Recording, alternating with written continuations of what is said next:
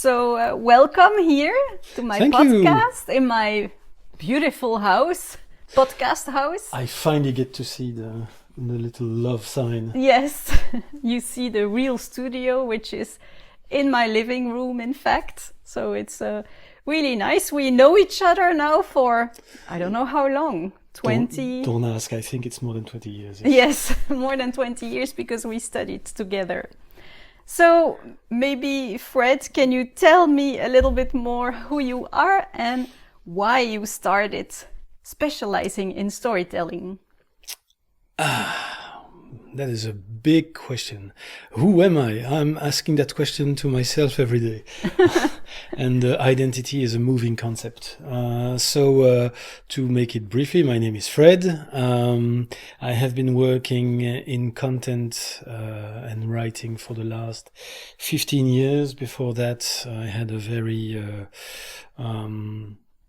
wide range of interests, let's put it that way. And I've also been a journalist, a high school teacher, and a Krav Maga instructor, and a professional musician. Wow. But I have been focusing more and more on everything related to producing content, and that includes, of course, storytelling. But my vision of storytelling is that it's something that's been around for as long as we humans, so there is nothing really special about it. But somehow we lost our way, and some people are not able anymore to tell stories, but it's supposed to be second nature to us.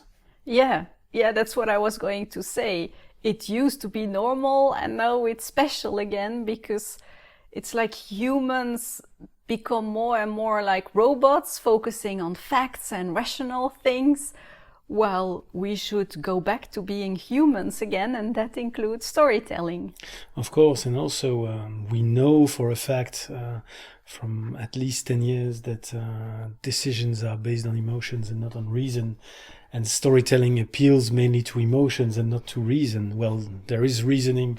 We put it there after it happens, but the basic is we rationalize our decisions afterwards, and it's the same with storytelling. We are told a story, we feel the emotions of the story, and then we rationalize these emotions and take a lesson out of it. But the basis and why storytelling is powerful is that it is based on emotion. It is arousing emotions, and it is arousing emotions that we all feel, and and so we can also relate to each other on a more personal level. And that's what makes TEDx speeches, for example, so powerful, is because it's people coming to tell their stories, and these stories have a message, because every story also always has a message. So it's that's why TEDx speeches are so powerful. Yeah, and I often tell the leaders of my courses how important it is to tell stories, because when you want to trigger change, and a lot of leaders and managers there are facing resistance to change, and if you want to trigger change, you have to work with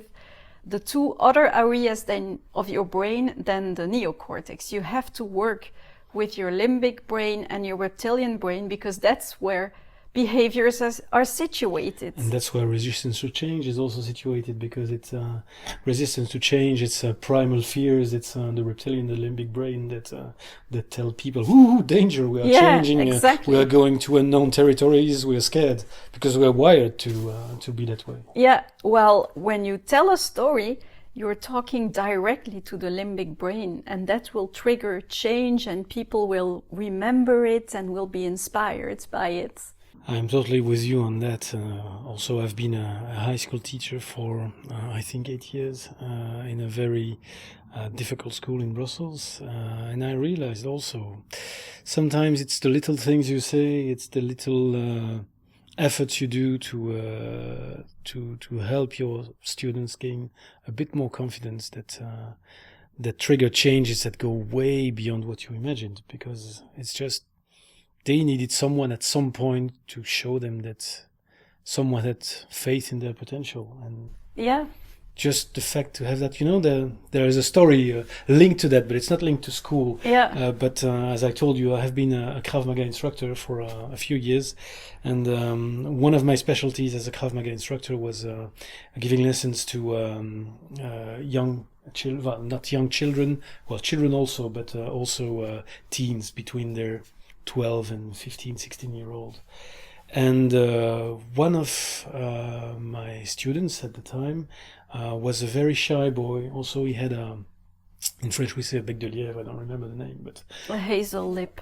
Yeah. And he was exactly, and he was very unconfident and very shy, and well, I always try to make my students feel at ease and feel good with me, because it's important that to create an atmosphere of trust, especially if you're working with the body, and especially if you're working with dangerous techniques. Yeah. People have to trust each other very much. So I try to create that atmosphere of trust, and also I try always to because that is the essence of Krav Maga. It's applicable in real life. Yeah. And one day that guy came to the lesson. That he was 14 or 15-year-old, I think, at the time.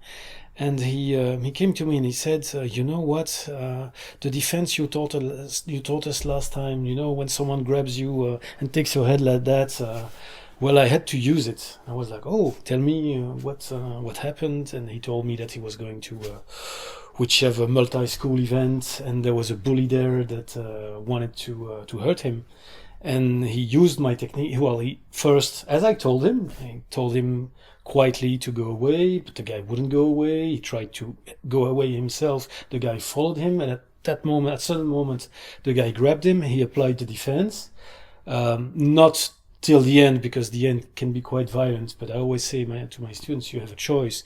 You have to choose when you stop, when you think that the other is not a threat anymore, because when you think he's not a threat anymore, then you have to stop. Otherwise, it's aggression. Yeah. And he told me, yes, I stopped, and blah, blah, blah. And what happened was, as he was telling me the story, I could see that something had changed in him. And he was never the same after that. He was a lot more confident, because suddenly he had been able to stand up for himself and get himself out of trouble without doing something that he would regret afterwards. And it has changed him totally. He became a very confident young adult. I have had a conversation with him on Facebook the other day, and he's in Polytechnique now, so he's making quite difficult studies, and he feels as confident as ever. Great. And he told me that the whole it was indeed that event that triggered that, and he wanted to thank me for that, because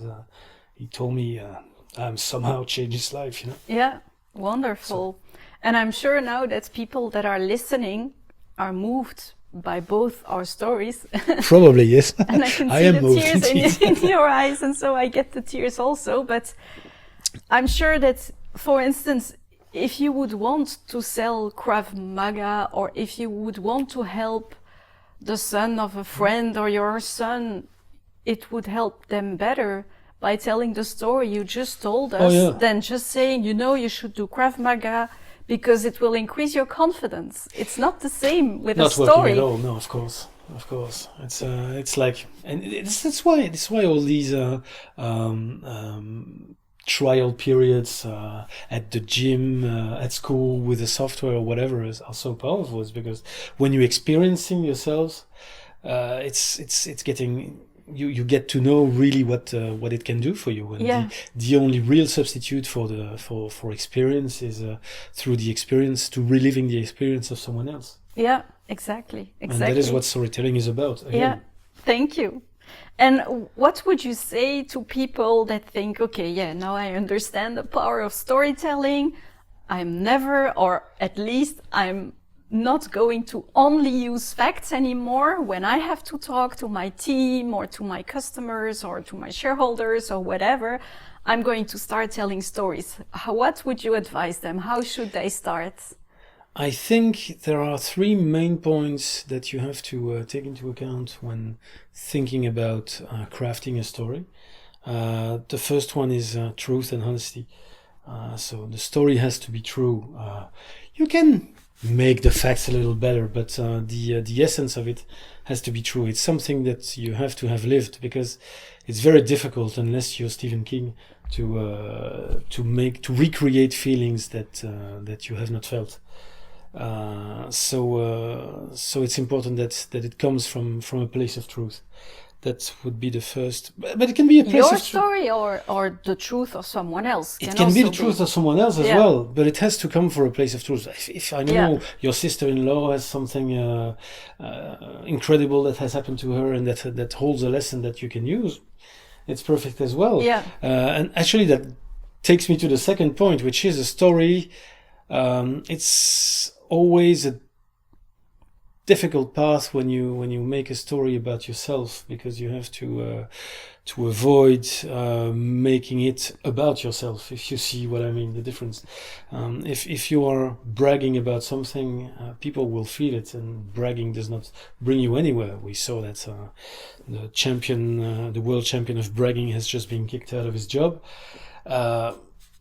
It's normal, it's not relatable. I mean, most people cannot really quite relate with what Mr. Trump is telling, because it's not something, it doesn't arouse good feelings in us, it doesn't make us feel positive, it doesn't inspire us to change, which is what storytelling is about.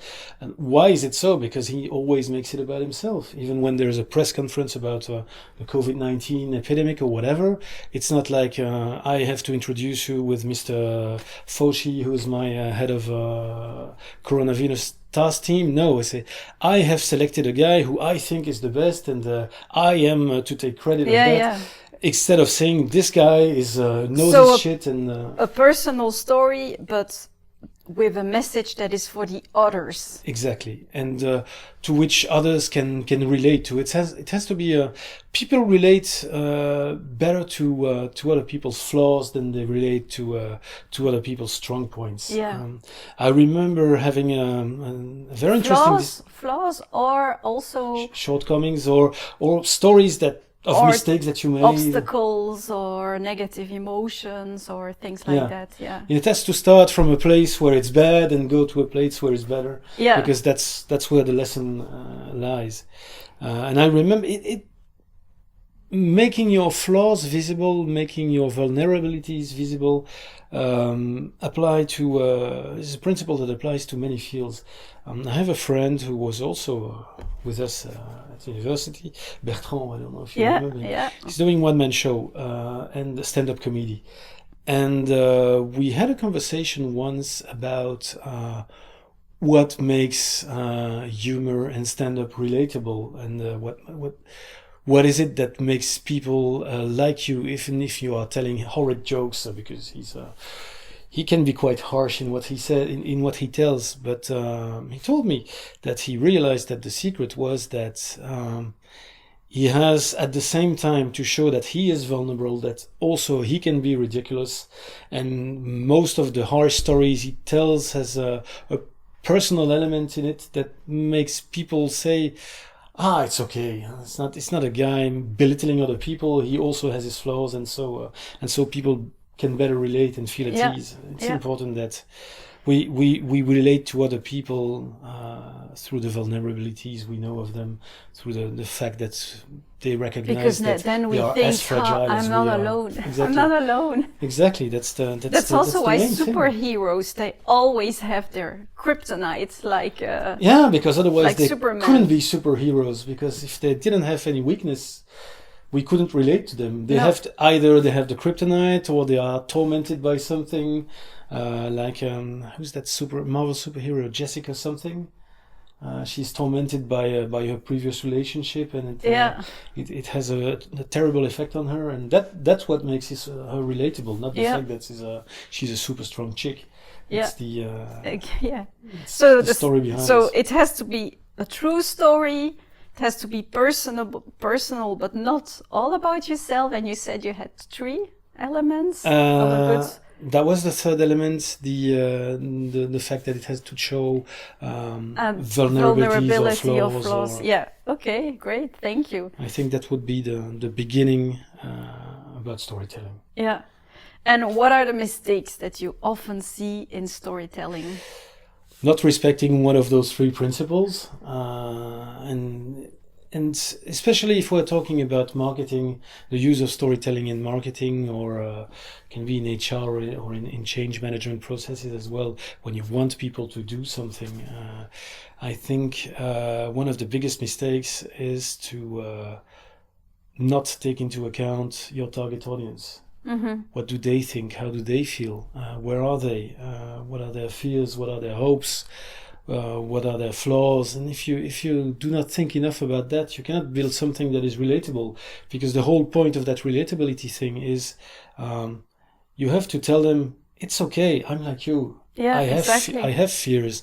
I have known failure. I have known problems, and we are all in the same boat, and we'll try to get better. But it's that it's okay factor is really important. Yeah, and I love what you say there, because I noticed a big difference, not only in the storytelling, but I used to pretend that I was this superwoman. Yeah, I did too. Yeah. Well, not that I was a superwoman, huh? That I was a superman. But yeah, I used to pretend, even to myself, you know, I've always been this good student in school, and I don't make mistakes. I try to control everything, and then I climbed the ladder and I became the managing director of a company. And I thought I had to continue showing that strength every time. And so everything was always okay. Even if I wasn't feeling okay, I was pretending that everything was okay. I'm going to fix this. And people could not relate to me when I was like that. And also, even friends. I even had a friend who at a certain point was really angry at me and started crying and saying, "But you are perfect. Everything you do is perfect. You are pretty and intelligent. You have a great career. You're a great mom. You exercise." Well, when she was saying this, I was on the verge of burning out. I wasn't perfect at all, but it opened up something in me to realize I cannot continue to pretend like this anymore. And I was even pretending to me. I was even hiding it to me. And it's only when I started sharing that vulnerability through storytelling that people could really relate to me and would follow me and my vision. Before I had to push and to argue and to it was a lot of effort. But when I started sharing stories with vulnerability, people would relate and move mountains for me. Makes sense. There's a show on Netflix. It's more of a reporting thing than a fiction show about the Medal of Honor. I don't know if you heard about that. It's a medal that they give to soldiers who have shown incredible bravery under fire. And there's only, I don't know, 200 or 300 people that have got it since the Civil War in the US. So it's a very, very difficult to obtain, because it really but it has a sense, because people who have that they make all the soldiers around them proud, of course already because they did something for them. Usually it's about that too, but it tells a very relatable story about ordinary people with ordinary flaws suddenly showing extraordinary courage, and some died while showing it and some others survived. But the whole point is always that they did it for the others, that they did it to protect their fellow soldiers, or it's mostly that. Yeah. And so it's a very powerful storytelling, because it tells people that soldiers are good people. You can do it too. And ordinary people can suddenly do extraordinary things because they are put under circumstances that makes them rise. And so it's always about that. It's always about that ability to be a normal weak person. Not that weakness is normal, but I mean a normal person with weaknesses, with strengths also, of course. But it's the difficulties that if you think about the story arc of any story in the world, it's always the same. It's about someone who embarks on a quest, an external quest or an internal quest, but he or she embarks on a quest, and that quest leads him or her to obstacles. Some of them are inner obstacles. It's their own past coming back to haunt them, or it's their own character flaws coming back to haunt them, or it's the circumstances that are really against them. Yeah. And it's always about how we can relate to them because they start as ordinary people and they become ordinary extraordinary through the storytelling process. Yeah, and talking about storytelling and about vulnerability, I wanted to go back to you because you shared something vulnerable with me as well. The fact that you're having cancer. I am a cancerous patient, yes. Yes, and unfortunately you healed from cancer once and then it came back. So Exactly. now you're fighting it for a second time. Mm-hmm. And that's not easy, especially if you have to run a business because you have your own business that is called Ex-abrupto. Ex-abrupto. So I was wondering, how do you deal with that, running a business while facing and battling cancer at the same time? As far as business goes, the first question I asked myself it was not the first question I asked myself, Of course. The first was, am I gonna die? But yes, of course. The first business-related question that I asked myself was, what do I do about that? Do I tell my clients? Do I tell my employees?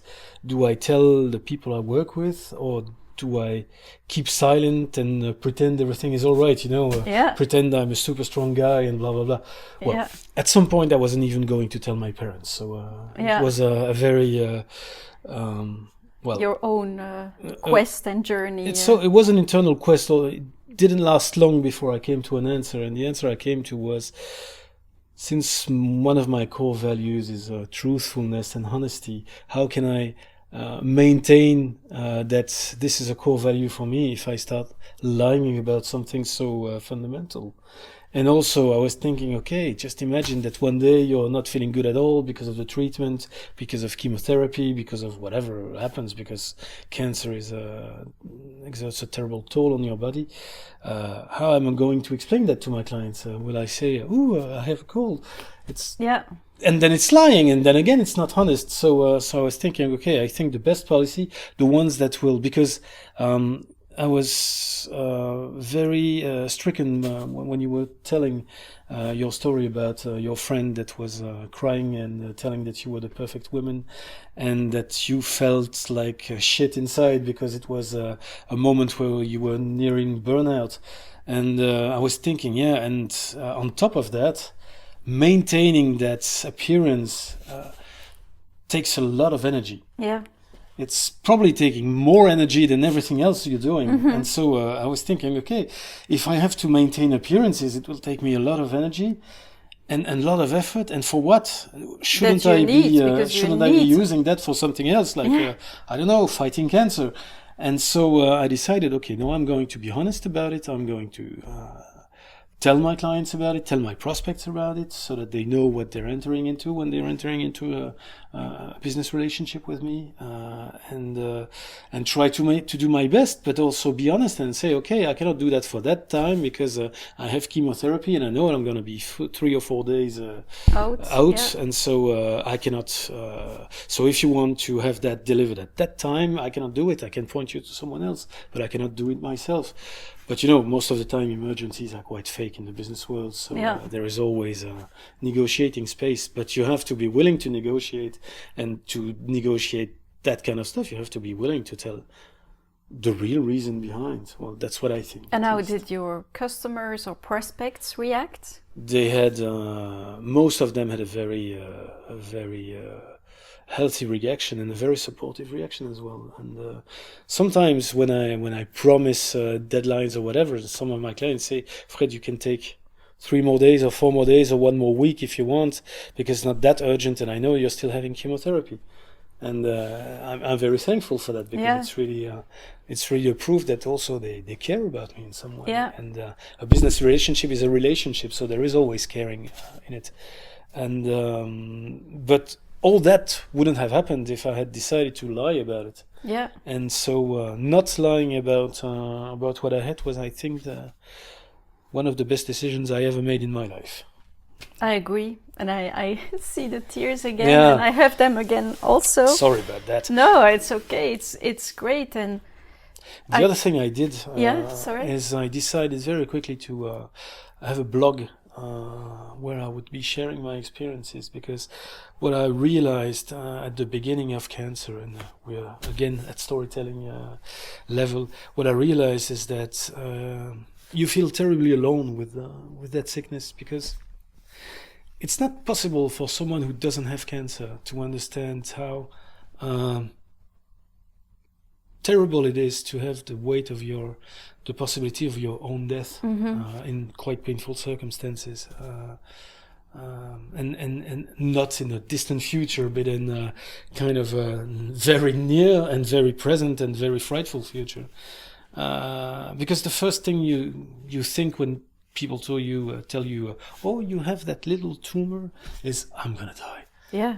And so, and afterwards, it's very difficult everything is very difficult to explain to someone who doesn't have cancer. I have a kind of a cancer support group with a few friends who also have that, and they have become friends because they were acquaintances, but they became friends because of my blog, because they read that and they contacted me and they said, oh, I read what you wrote about your cancer, and I have a cancer too, and what it's is like your you, blog? I feel Where bad. It's called Hasta la Victoria .be with a stripe between the Hasta, the La, and the Victoria. Yeah. And it's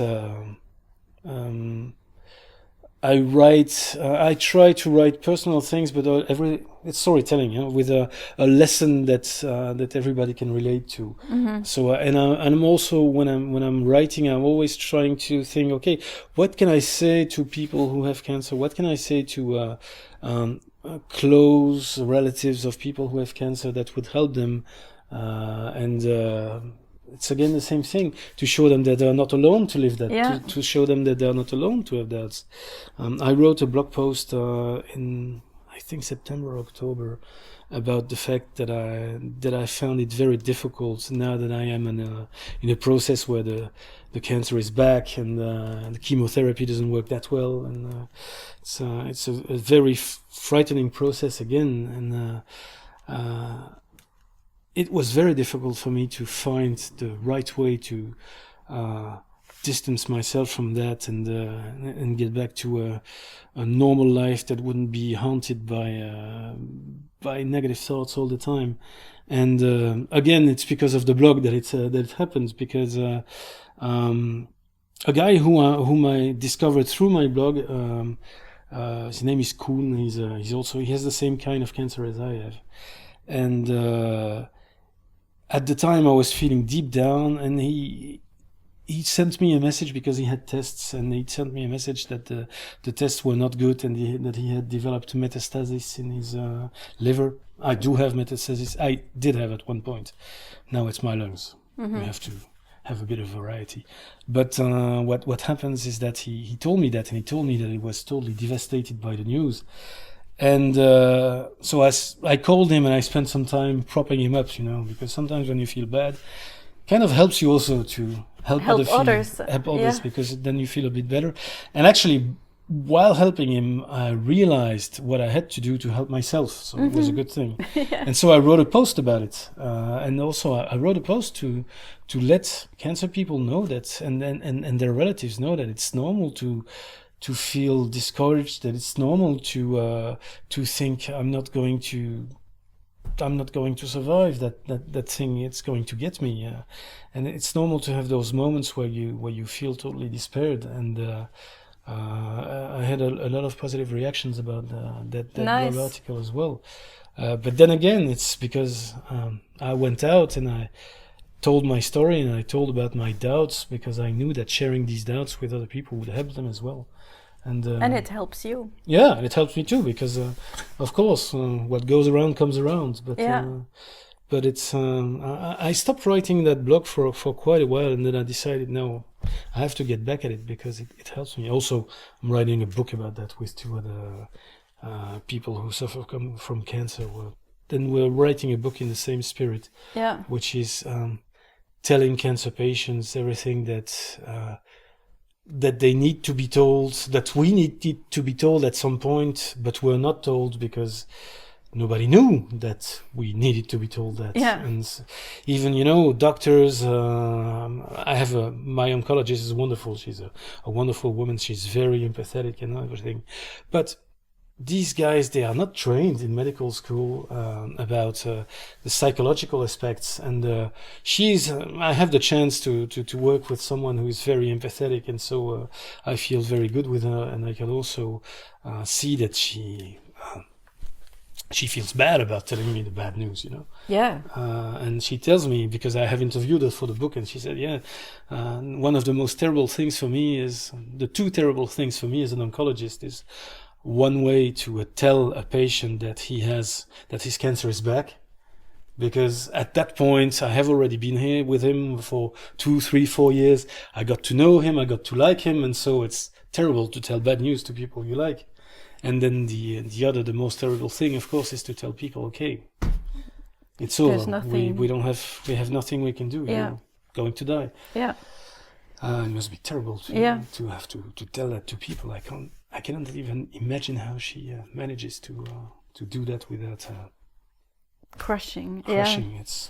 But anyway. what I also thank you for sharing. Oops. Sorry. Thank you for sharing this. And what I really like also here is that by sharing what you feel, it helps you to feel better, and you are more connected to people. And to yourself. And to yourself. And to yourself. Exactly. And because putting words on things, it's a process that helps you thinking and feeling differently about that, but mostly feeling. And accepting. We get back to that feeling thing. Yeah.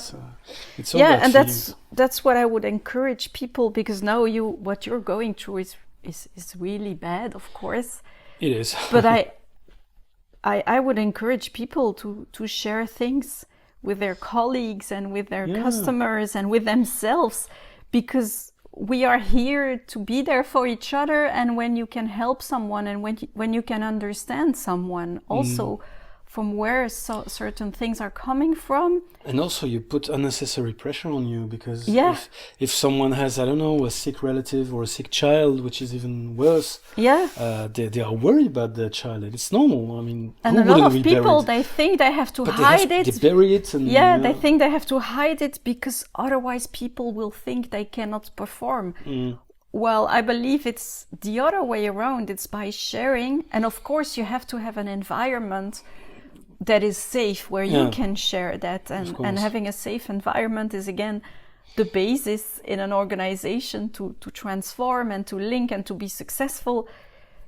But sharing helps people to relate to you and to take into account what you're going through, and it helps everyone become better at the end. Of course, and also anyway, when you're doing that somewhere deep down, when you're doing when you're saying we'll meet that deadline, that you will not meet it, and the fact that you accept it, that you say, okay, I will not meet it because I am too worried about my sick child to be able to perform correctly, or because I am just too tired, or whatever. It doesn't have to be. Some people out there, they are exhausted after our second corona wave. They were already, especially now, they were already exhausted before corona started, because going from one meeting to the other one, a lot of things to do, everything changes so fast.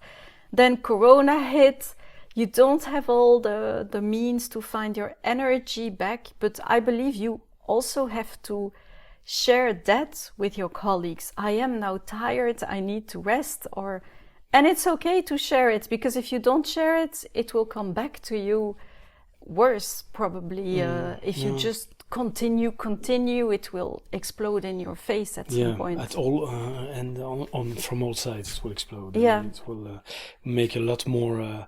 It's always the same. Truth is the best policy in most cases, if not in all cases, because the cost of hiding a lie is. There is a guy who wrote a book about that 10 years ago. It was called Radical Honesty. I don't know if you. If you heard about that book or read it. It's kind of an eye-opener, you know. It's the guy has a very he's a psychologist, and also he's very knowledgeable about all of it. But he has that bluntness that makes you think, because you cannot be as blunt as he is. No. But somehow, and actually, that book, when you think about it, it's also him telling a story about himself, how he hid behind his lies, and how he learned to overcome that tendency to hide behind his lies, and to start speaking the truth at all times and always.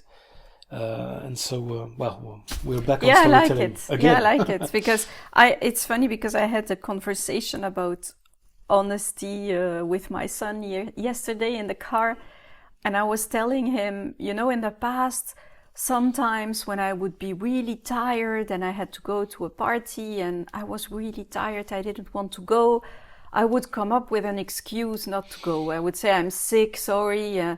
But now I've decided for quite a while now to tell the truth, to just say, I'm too tired, I really need to rest, I'm sorry to cancel last minute. And I believe that good friends, they should accept that from you. And if they don't accept it, maybe they're not good friends. On the other side, if you cancel every time, of course, then you have to look at yourself as well. But if you cancel with honesty, it's going to go a lot better than if you cancel with lies. That's for sure. Exactly. Because people can tell when you're lying most of the time. I mean, like, either that, or you have to lie to yourself at the same time. Because that's we were talking about that also. But that's the best way to maintain a lie is to somehow come to believe it yourself. Yeah, exactly. And I know your these own people lies, too. You enter hell. It's hell on earth, because you are taken up. I don't know if you read that book by Cocteau, the French writer, called Thomas the Impostor. No. It's a book about a guy who's a pathological liar, and of course it leads him to terrible situations. And the end of the book, it's during World War One, and at the end of the book he's in the trenches and he's fighting, and there's German soldiers coming towards him and they shoot him, and he said, "Oh, I'm shot, I better fake I'm dead." And then he dies, of course. Yeah. But he was always thinking about lying. Yeah. And talking about that, I've had some people like that in organizations too, because lying is also a way of keeping that sense of belonging. You lie because you're afraid that if you tell the truth, people will not accept you and you won't belong in the tribe anymore. And so I had a girl in my previous organization. She lied a lot, but she really had this problem of belonging. She felt like she didn't belong, and she would then lie so that she was too afraid to be excluded. But what I realized at some point is that she didn't realize anymore that she was lying. Of course, that's the biggest danger of lying. Yeah, she was lying to herself. She didn't realize she was lying, and I'm sure that if she would pass a lie detector, probably, because she didn't it was such a big need for her that she didn't realize that anymore. And I see that, sometimes with people. And when we manage, instead of reacting to the behavior, when we manage to see the need behind it and then to answer to that need, it can become quite rich sometimes, because then the person doesn't need to lie anymore. If you make them you make them feel as though they really belong. Yeah, we do not tell it's okay enough to people, I think. Yeah. It's okay is a very powerful message. It's okay to suffer, it's okay to fear, it's okay to not perform at the level you used to. I had the thing yesterday with one of my clients. I delivered them a text. It was the first version, so I knew that there was going to be feedback and everything.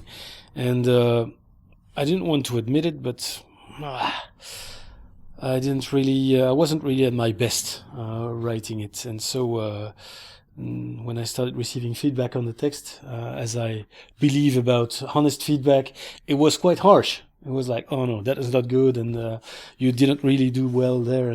But I'm grateful that he did that, because of course, what I do when I get that kind of feedback is, okay, anyway, I will answer it tomorrow, so I have time to digest it.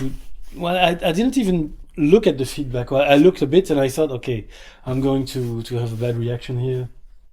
Let's sleep over it and then take it back in the morning. I took it back this morning because also I was feeling powerless. Like, how can I improve that text? Because I really don't know how to do it.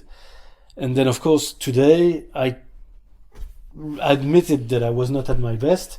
I read the text again. I read the feedback and I was thinking, okay, yeah, well, he's right and she's right, because there were two giving the feedback. I was like, yeah, this is not a good text. How can I make it better? But of course, you have to admit to yourself that you did not do as good as you're supposed to. Yeah, but what you said before is even more important. What you did there was you managed your energy first, and then you did something. Of course, because you cannot react correctly if you don't have the energy to, I think, accepting the truth and accepting feedback, bad feedback about what you did, because it's not feedback about you. But when you don't have enough energy, you take feedback personally, and you think it's feedback about you. Well, it's just feedback about what you did, which is totally different. And so yes, of course, it's managing energy. Yeah, that's for sure. And coming back then to your other story about cancer, how do you manage your energy now? It was very difficult for me because I have a tendency to be an overachiever, or to believe I can be one at least. And so I have always had these very ambitious goals for myself, and I was always a slasher, doing tons of things at the same time. And over the years, the last 10 years, I've tried to cut back on that tendency, but of course it was still there. And cancer made me aware that I had a limited amount of energy, and that there was no way I was going to achieve everything I wanted to achieve in the time I thought I could achieve it. Yeah. And so I learned to step back. I learned to say no to jobs. I learned to say no to evenings drinking with friends. I learned to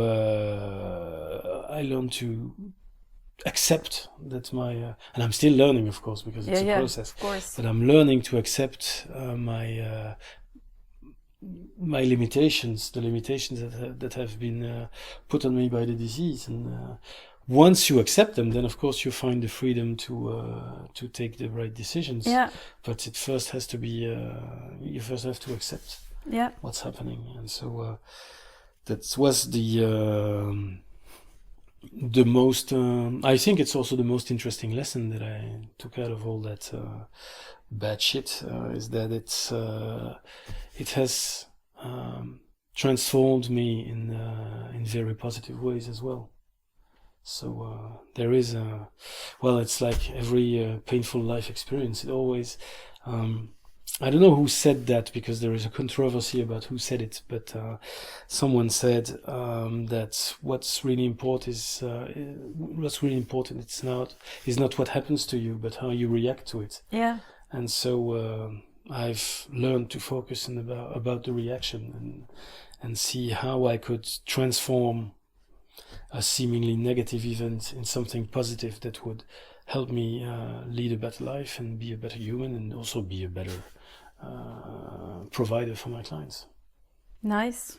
Well, thank you for that. You're very welcome. It was a really nice conversation. We covered a lot of topics. We covered storytelling, authenticity, managing energy, cancer. And we told a lot of stories. Yeah, we told a lot of stories. So I hope the listeners got a lot out of it. I really enjoyed it, and thank you for your tears also, because I believe that these are important and gifts that we should cherish, because it means that I'm a very emotional person. Yeah, so, me too.